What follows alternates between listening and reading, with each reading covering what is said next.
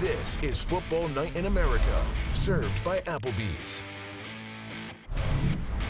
Welcome into the FNIA podcast, served by Applebee's. You know, the Hall of Famer, Tony Dungy in the middle, the two-time Super Bowl champ, and in my book, soon-to-be Hall of Famer, Rodney Harrison over on the other side of the screen. Gentlemen, always great to be with you on a Wednesday, and we got some big news. And, Coach, like you mentioned, Rodney called this one, Flacco versus Anthony Richardson. Joe Flacco, Anthony Richardson. Let's start with the sound. Here's what Rodney had to say post-game. Well, you got teams coming off a loss, one to bounce back, and the Colts, I'll tell you, they've been in every game. They played all these one-score games. They've got to finish a little better. Yeah, they need to change quarterbacks and put Joe Flacco in. Joe Flacco gives them the best opportunity to be successful. So there it is. You've been saying it for a month, Rodney. How'd you know? Guys, first of all, I couldn't hear any of the sound just then.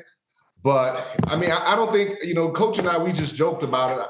You guys watched the same game that I watched, Coach, and I played with a young quarterback in Ryan Leaf in 1998. He was the second pick overall, and it's frustrating. When I look at the Colts aren't a team that's trying to rebuild. The Colts are a team that's built to win right now. This is a very talented bunch offensively. They got some good players on the defensive side of the ball. The only thing that they're missing, Coach, is that consistent play from the quarterback. And when you watch Anthony Richardson, you see some highs, but you see a lot of lows. You see some of the simple things. He can't complete simple passes, the easy passes that we always talk about. And that's why I said they should go ahead and turn to Joe Flacco to take him to that next level, Coach. No, you were right on the money. We saw it with Russell Wilson in Pittsburgh, and just with the difference that a veteran quarterback just making the routine plays can make. And I go back to my coach in Pittsburgh, Chuck Noll. We were winning Super Bowls, and he said, the champions don't do the extraordinary things. Champions do the ordinary things better than everybody else. And that's what was missing in this Colts offense. When it's 3rd down and 4 and the tight end's open for 5 yards, you got to hit it. And that's what Joe Flacco will bring. And I think with Jonathan Taylor back in the lineup, I think Joe gives them an outstanding chance to be a very good offense. I agree with you, Coach. And I think Joe, as a veteran player, he's going to come in. He's going to calm this offense down. He's going to give them a little bit more stability because he's experienced. He's been there. He's done that. And this offensive line, they understand, hey, we got a pocket passer. We got to protect these guys. He's got a good offensive line in front of him. And Shane Steichen can help them. If they're struggling, hey, go 6-man protection, go 7-man protection. But the most important thing is protect Joe Flacco. You do that, you give him a nice, clean pocket, Coach. I guarantee you he's going to deliver. And this is not a slam on Anthony Richardson. Anthony Richardson is 22 years old. He's talented. He can do some things. He hasn't played a lot of football. So you put him in the lineup. You want him to grow. But if you're the coach, you're sitting there saying, you know what, we've got a chance to be in these playoffs. There aren't dominant teams out there in the AFC. So let's go try to be a playoff team and give our guys the best chance to win. I think this is a good move. They played neck to neck with the Houston Texans. Hold on, Jack. They played neck to neck with the Houston Texans, and they struggled at the quarterback position. But I agree with you, Coach. I saw Anthony Richardson. I saw him in college, and no way did I ever think that he was going to be like the 4th pick overall. I'm thinking that maybe this guy's a 2nd or 3rd rounder. I knew he was a phenomenal athlete, but I just didn't see the skills, the consistent skills to be that quarterback. And I think they're making the right decision. And Shane Steichen, he has to be careful too, because there's a big group of guys in that locker room. They want to win right now. And you don't want your locker room separated because you want to build and rebuild with a young quarterback as opposed to trying to win right now. Those veteran players, they want to win right now, Jack. I'm with you. Let me hit you guys with some of the metrics that I think they're looking at. 6% of his passes, Anthony Richardson's passes, have been turnover-worthy passes. Only guy that's higher, Will Levis with Tennessee. So these are, I'm guessing, some of the numbers they're looking at. 10 starts that we've seen from him. He's 5-5 with his record. 50.2% of his passes have been completions. And you start looking down some of these completion rates through the years, 222nd he is out of 225 quarterbacks since the year 2000. So that means he's below Ryan Leaf. He's below Jamarcus Russell. And so we've seen flashes of what he's able to do running around, or sometimes he's running downhill and it's exciting and it's cool. But I just think the stability and the efficiency is what they're looking for. And we've seen Flacco bring it in Cleveland. And we've seen him bring it in Indy in a small sample size, but I think they're going back for it, Coach. I think you're right. We saw those stats there. Joe Flacco not turning the ball over, throwing more touchdown passes. And Rodney's right. We're watching that game last week, and it's tied with about 2 minutes left in the first half, and he's 2 for 14. And the game is still tied. So I think they had to look at that and say, you know what, if we just had some productive quarterback play, we would be ahead of the division leaders here in this game. And I think that's what really turned it, not him saying that he was tired. That's my opinion. Yeah. What'd you think of that, Rod, when he kind of tapped the helmet and went out of the game? We didn't know if he was hurt or not in the time. And then after the game, when he said he was just tired, your thoughts? Said it in the viewing room. I said, Coach, is he coming out the game? Is he tapped? Is he hurt? Because we thought he was hurt initially. Yes. And then Coach was like, well, maybe it was smart for him to go out the game because he's hurt. And then we come to find out he wasn't hurt. He was tired. And I was like, are you kidding me?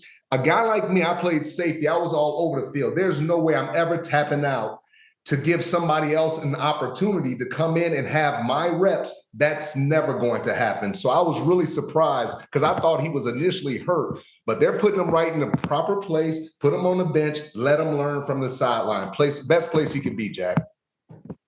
Yeah. All right, so we'll move it along. Flacco last year in Cleveland, 5 starts, 4-1 record. Remember, he won those 4 games in a row, and the only loss was at Houston, hard game in that wild card. This year, 2 starts, 7 touchdowns, and only 1 pick. So let's move it along. Here's who's eating good in the neighborhood outside of Joe Flacco, of course, and it is these rookie quarterbacks who just continue to win. Jaden Daniels, he had the Hail Mary that was heard around the world. It was sensational. You guys broke it down such a fun way on the post-game show. Rod, I'll start with you. What have you seen from Daniels, now 6-2 as a rookie starter? Jack, I am so impressed with this young man, his willingness and his toughness to get out there when he's got ribs. I mean, he could have easily just said, you know what, I'm just going to chill for the next couple of weeks. But this guy got out there, sore ribs. It's tough to play. That's a tough injury to play with. But he gave his team a spark and the leadership that this young man brings. And, you know, we're going to talk about all these rookie quarterbacks. But the one thing that all these rookie quarterbacks have brought us is hope. It brings the team hope. And I just have a lot of respect for this young man, the way he carries himself, the toughness, and the fact that his teammates feel like they can win any game with this young man. Coach? Yeah, I'll tell you what, you look at any quarterback, what you want to see poise, you want to see an understanding of the game, and you want to see accuracy. And Jaden Daniels has all 3. And we talked about Anthony Richardson. I think, correct me if I'm wrong, he played 14 games in college. These guys, Jaden Daniels started 40-some games. You know, all these quarterbacks that are doing well have experience, and they're playing like veteran guys. They're not playing like rookies. And Daniels, that's the big thing I would say about him. He's playing like a veteran. Mm-hmm. This thing too, Coach. Just think about this, Coach. A young guy comes in, the Washington Commanders, that whole organization was an absolute mess. They clear everybody out. They bring in a young man. This could have took 4 or 5, 6 years. You never know what it could have taken. But he comes in, automatic. He shows that he's a leader. He's one of those young guys. He can relate to everyone. Whether it's a veteran player, whether it's a young guy, whether it's a coach in the locker room, he does all the extra things. This is what they're telling me. Terry McLaurin loves him. Now he's getting more passes and more opportunities. So the Commanders, they knocked it out the park. They got their quarterback for the next 10, 15 years, no question. Daniels has brought belief and he's brought hope. They now think they can win. And that is such a big, big deal. Yeah, 55 starts for Daniels in college. And I think he benefited, too, from the transfer over to LSU and not only having to meet new teammates, be in a new environment, but also elevate to that next level, that higher level of college football is a nice stepping stone on his way to the NFL. So he's beat the Giants, the Bengals, the Cardinals, Cleveland, Carolina, and Chicago with the Hail Mary, which gets us to Caleb Williams. Good defenses. There's some good defenses in there for sure. He's 5-3 as a starter, talking about Williams. He's beaten the Titans, Rams, Carolina, and Jacksonville. Those are the recent wins for him. How do we think about Caleb Williams now coming off that loss? You could see the frustration on his face when that Hail Mary was caught, Coach. What I loved about him, he didn't have a great game. And, you know, a lot of quarterbacks in that situation would press, try to do something, make a mistake. but he is playing within the system. He's growing. And again, he's given his team a belief that they can win, even when he's not playing great. And I just think all of these young quarterbacks have done so well this year. But Caleb Williams is just getting better and better every week. Yeah, it's a little concerning to me with Caleb Williams at times, Coach, because at times you see how bad the accuracy is. And it's him, whether it's overthrowing a guy, underthrowing a guy, and saying, where the heck is he throwing the ball to? And then still holding on to the ball too long. And another thing that I noticed too is when you watch the game, a lot of times he's not on the same page as his receivers. There's some miscommunication, guys running routes.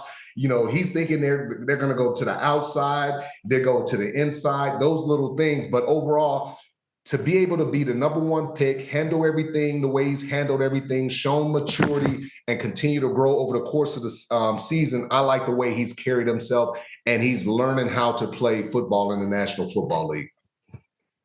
Mm-hmm. All right, how about with Drake May? So he's now 1-2 as a starter. He left the game early, left the win early, I should say, over the Jets. We've seen a little glimpse of him, Rod. What's your thoughts so far of the New England rookie?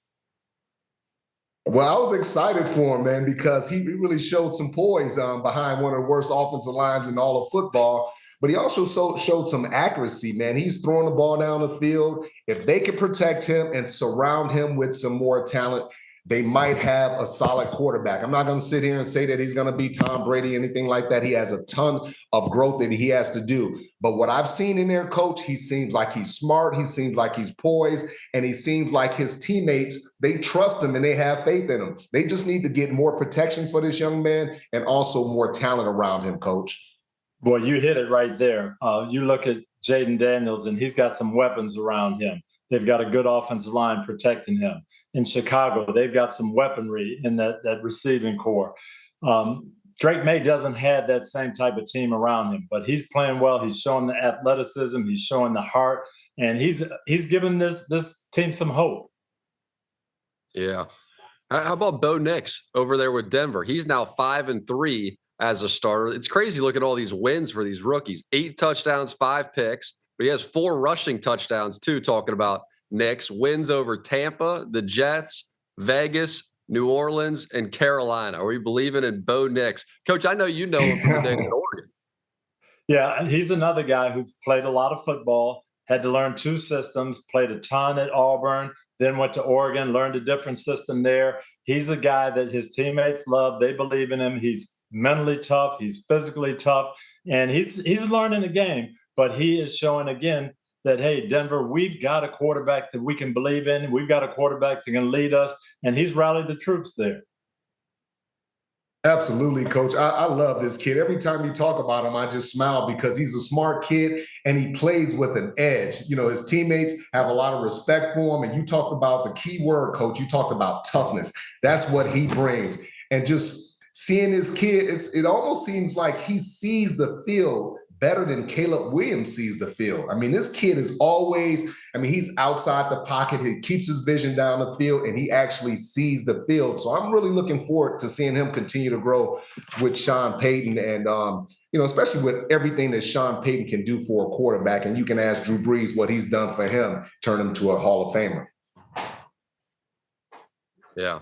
Rookie quarterbacks, gentlemen, 17 wins this season. Second most by rookie quarterbacks through 8 weeks since 1950. So what do you think it is? Why do you think that these rookies now are having more success? Is it this class in particular? Is it the mobility? What can you put your finger on what it is, Coach? I'll start with you. Well, it's a couple of things. Number one, these guys have come in having played a lot of football. Other than Drake May, these are 4-year, 5-year starters in some case. They're going to good offensive teams. Cliff Kingsbury in Washington has done a great job putting a system in for Jaden Daniels. Rodney talked about Sean Payton, so that helps you too. And I just think it's a maturity level with these guys.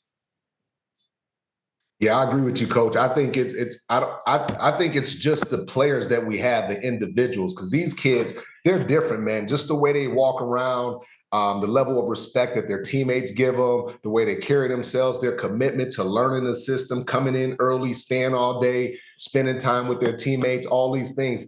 Those are the things that have really impressed me. But I'm most impressed with Jaden Daniels and the job, and Bo Nix and the job that they're doing. And Coach talked about it. Bo Nix is learning and he's growing with Sean Payton, and that could be scary for the AFC West.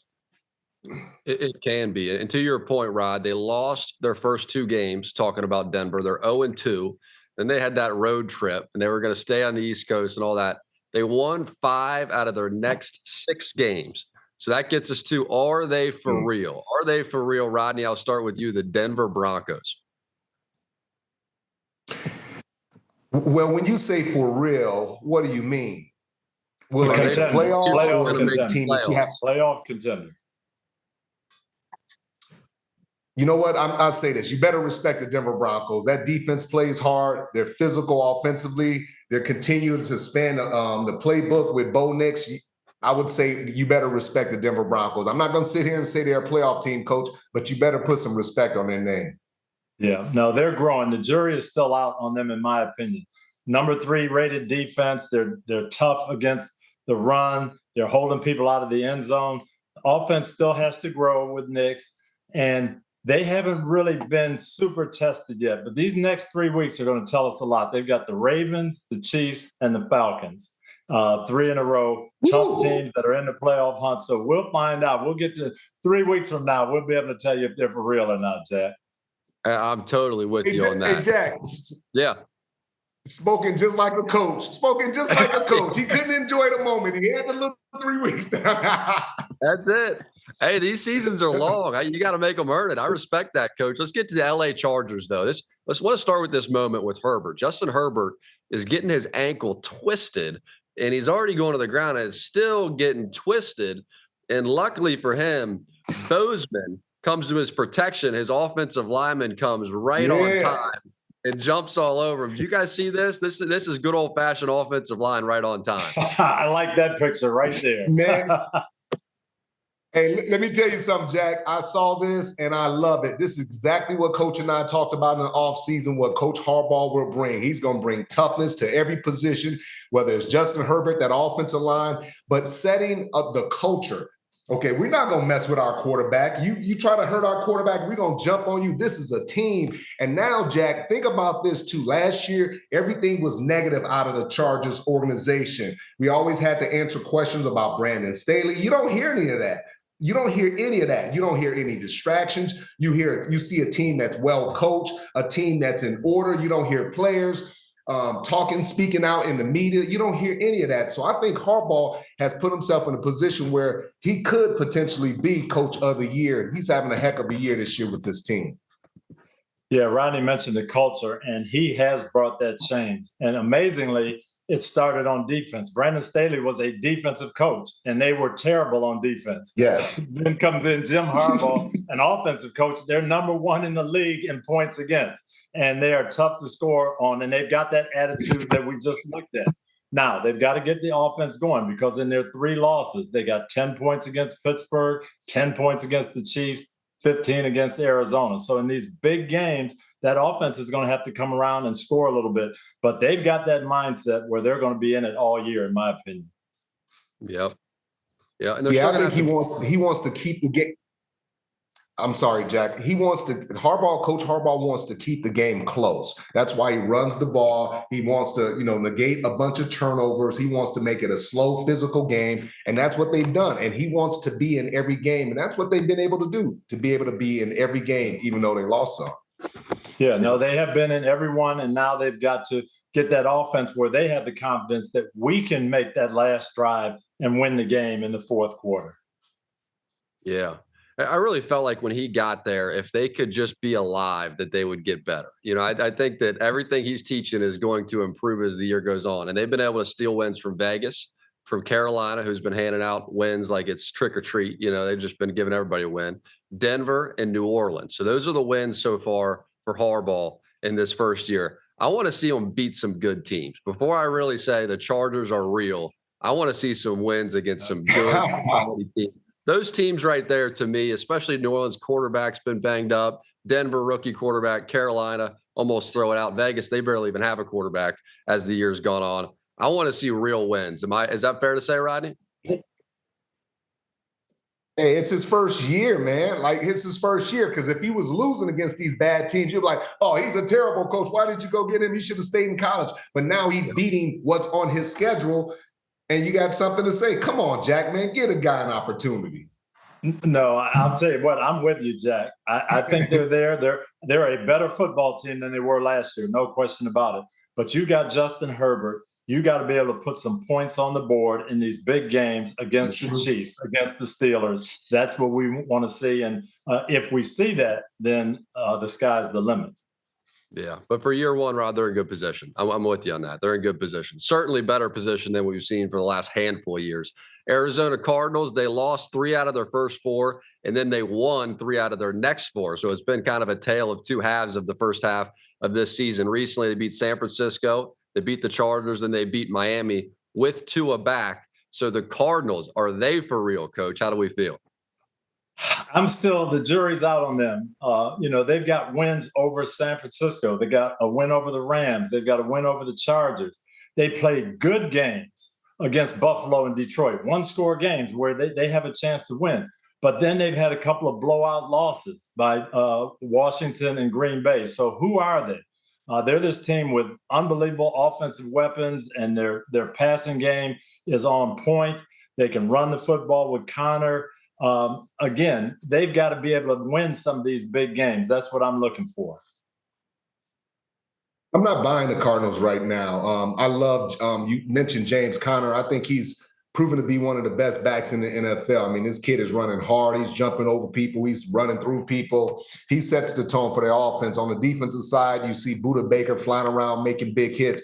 And Coach, like you talked about, they have a lot of talent, but sometimes they just don't show up. You don't see that excitement. You don't see that energy. And it's like, what the heck is going on with the Cardinals? They're too up and down. I'm not buying the Cardinals. Okay, I like that. I like putting a little statement down there. The Seattle Seahawks, it gets us to, they won their first 3 games, lost 4 out of their next 5. So this is a little different thing with Seattle. And their only win over that stretch was over Atlanta. So, Rodney, do we believe in the Seattle Seahawks right now? Are they real? I don't believe in the Seattle Seahawks. They have one of the best defensive coordinators, a head coach in all of football, but I still don't believe they're in their defense, still kind of up and down offensively. I still think they're still trying to find their identity with all the weapons that they have. They're a solid team, but I'm just not, I don't think, like when I think of the NFC, I don't think of the Seattle Seahawks. Oh, you better be worried about the Seattle Seahawks. I think about the Lions. I think about the Packers. So the Seattle Seahawks, they're a middle tier team, and I'm not a big believer in them right now. Yeah. I've got 2 problems too, Rodney, with the Seahawks. And number one is that roller coaster that Jack talked about. You're playing at home against the Giants, a game you should win, and you lose it.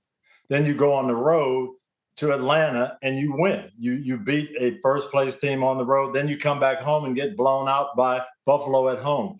Give me some consistency. The other problem I have with them, 29th running the football and 29th stopping the run.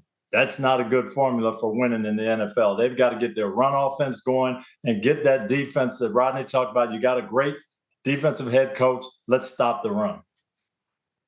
Yep. The team that I would be worried about right now in the NFC too is San Francisco.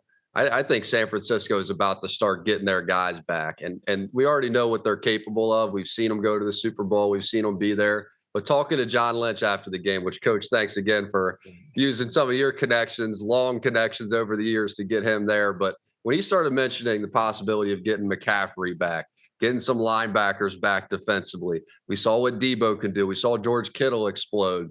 And now we're seeing Ricky Pearsall get involved in the offense. I think this team could go on one of those runs in the NFC and be, if not the top seed, among the top seeds in the NFC. I think they're going to be right back in the mix. And that was a huge win to get it over Dallas with 2 teams that are right in that 500 range going into the bye. No, I think you're right. And John talked about, we asked him, Rodney asked him, what'd you think about trading for someone?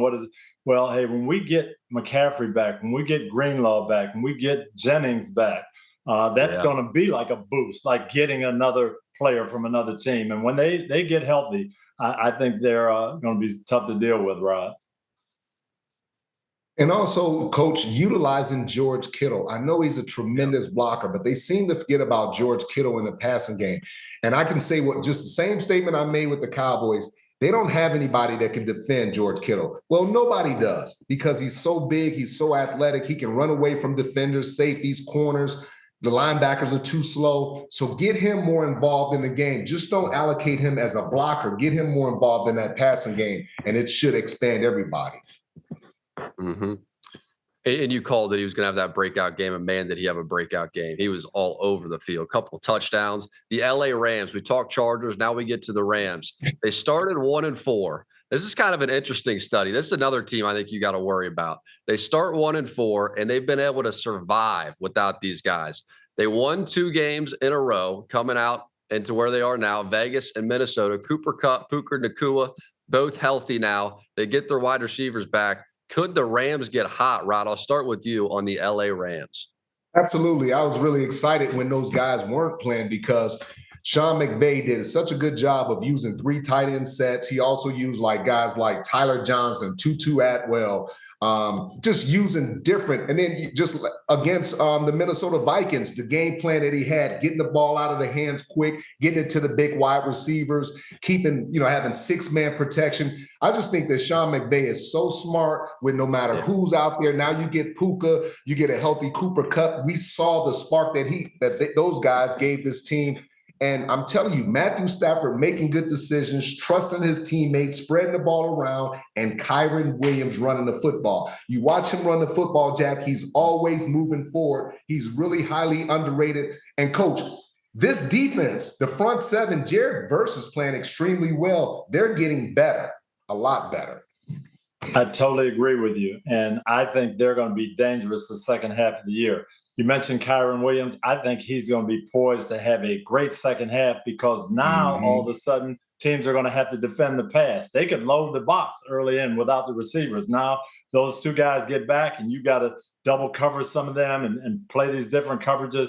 Well, that run game is going to show up.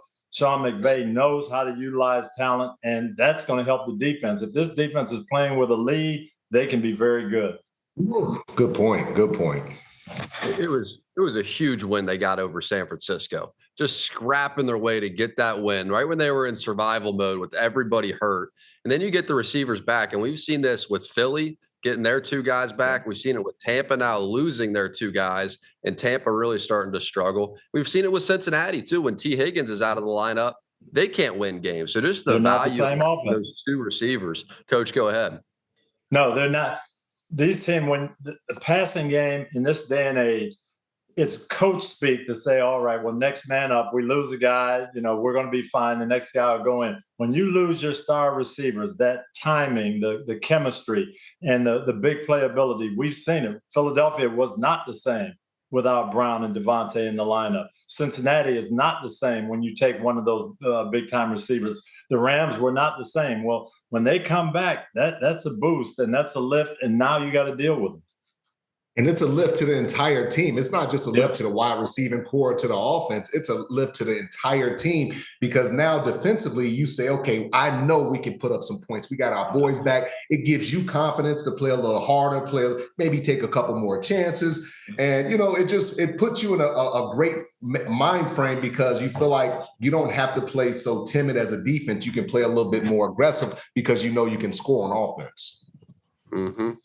And it gets us into our Sunday Night Football matchup this week, gentlemen. It is the flex, the first flex of the season. We have the Colts. We have the Vikings. We're headed up there to Minnesota. Coach, you know these 2 teams extremely well. A lot of history with these teams. What are your opening thoughts on this matchup on Sunday night? Well, I think it's going to be very, very interesting. You've got Minnesota, who is playing much better offense than I thought they would with Sam Darnold. The defense under Brian Flores, they throw so much stuff at you. They need that veteran presence. I think this was a great week for Indianapolis to go to Joe Flacco. They've got Jonathan Taylor back, and that's going to help them too. They're going to have to score some points because Minnesota scores points, Rod.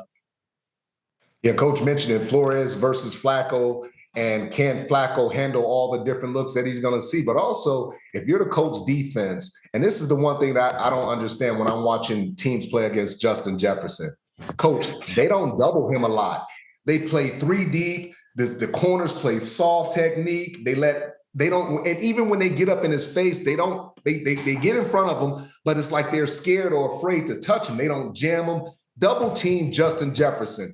And if you have to let Naylor and all these other guys and Addison, let those guys beat you. But if Justin Jefferson, he gets hot, he starts doing the gritty, it could be over for you real quick. So I'm saying double team Justin Jefferson 80% of the time, Jack. Rodney, you should have been on my coaching staff, because that's the way I used to think. That's the way I would talk going into these games. You can't let the other team's best player beat you. You're playing against Pittsburgh the other night. You can't let TJ Watt beat you. You got to double team him. You got to chip him. You can't let him be a factor. You're playing against Minnesota. You can't let Justin Jefferson have 9 catches for 180 yards. Some way, somehow, you got to take that away. See if they can beat you with their second and third receivers. If they do, give them credit and go forward. But don't let that star beat you. Spot on, Coach. Absolutely. And that's my coach right there, Jack. Oh, yeah. I was just thinking, I've been around you two a lot. Rodney would have been one heck of an addition to your coaching staff. You guys would have been. I would have loved to have him.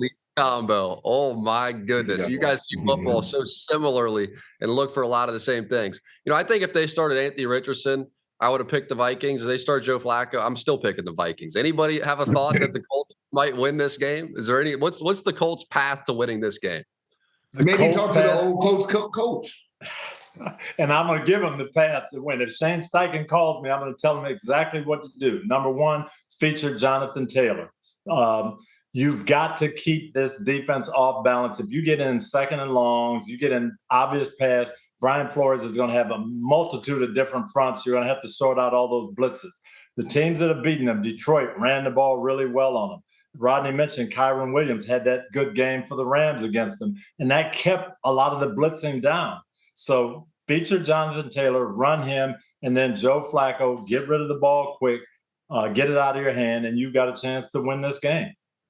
One thing, too, what I mentioned with the Rams and what Sean McVay did against the Vikings defense, Coach, every single time it was 6-man protection, and it was the running back, right? Yeah. So the running back would check and see if anybody's blitzing.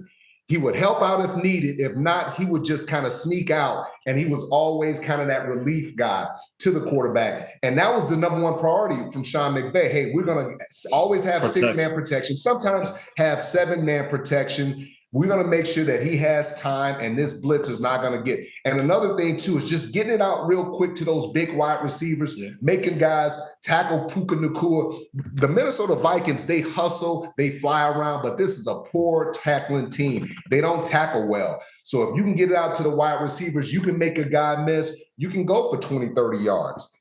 Because this defense is predicated on creating turnovers and negative plays. They understand, hey, we're going to give up some plays here and there, but you got to take advantage of that as an offense. Yeah, and the Colts have some guys who can run after the catch. Michael Pittman can run after the catch.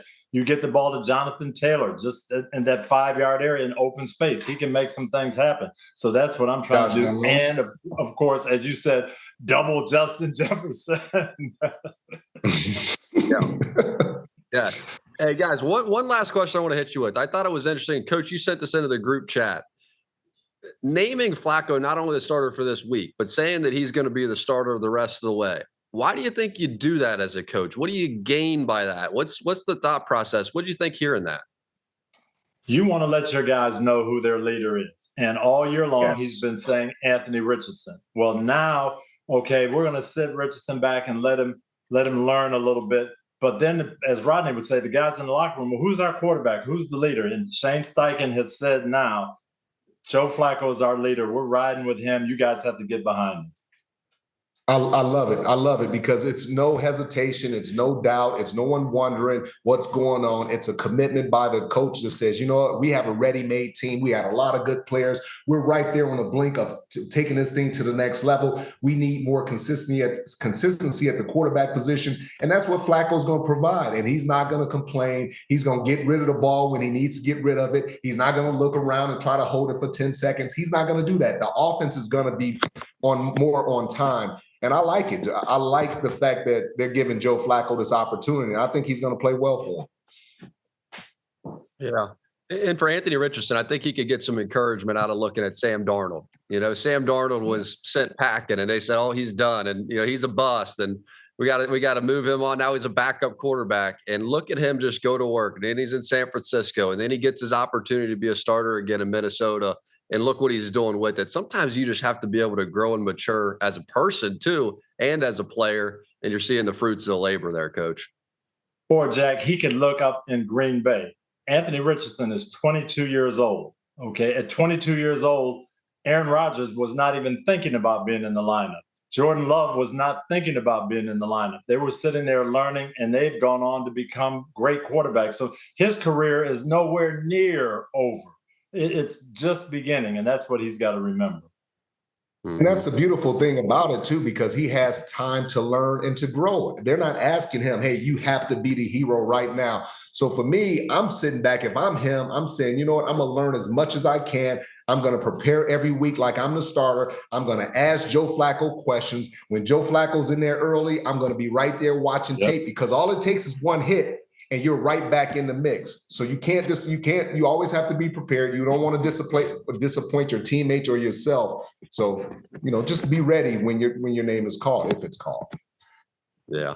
And shouts out to Joe Flacco. The NFL can't shut the door on this guy. He just keeps popping back up. He's a backup. Forget it. He's a starter. He's winning. He's doing it again. I mean, it's pretty cool to see. I mean, we see Brady do it into his 40s. We've seen Aaron Rodgers try to do it into his 40s, but it's hard to do, play quarterback into your 40s. And Flacco's doing it at a pretty high level, I feel like. Don't you think? No, he is. Yeah, go ahead, Coach. He is. And if he plays as well for the Colts as he played last year, they'll be in the playoffs. I promise you. You think about this, though, Jack. How much is Flacco making? Not a lot. $3-4 million bucks. Right. How much is Aaron Rodgers making? Like 50? Too much. Flacco's a better quarterback than Aaron Rodgers right now. Wow. That's a statement right there. That's a statement. They can move about as well as each other right now, too. I'm still taking Flacco over. I think Flacco can get him in the 40. I like it. Well, the good thing is, gentlemen, we got a whole pregame show to talk about this as well. 7 p.m. Eastern time, football night in America gets started. Colts and Vikings. We'll see you guys Sunday night. Really appreciate you spending a little time on a Wednesday. All right. Can't wait. All right, y'all.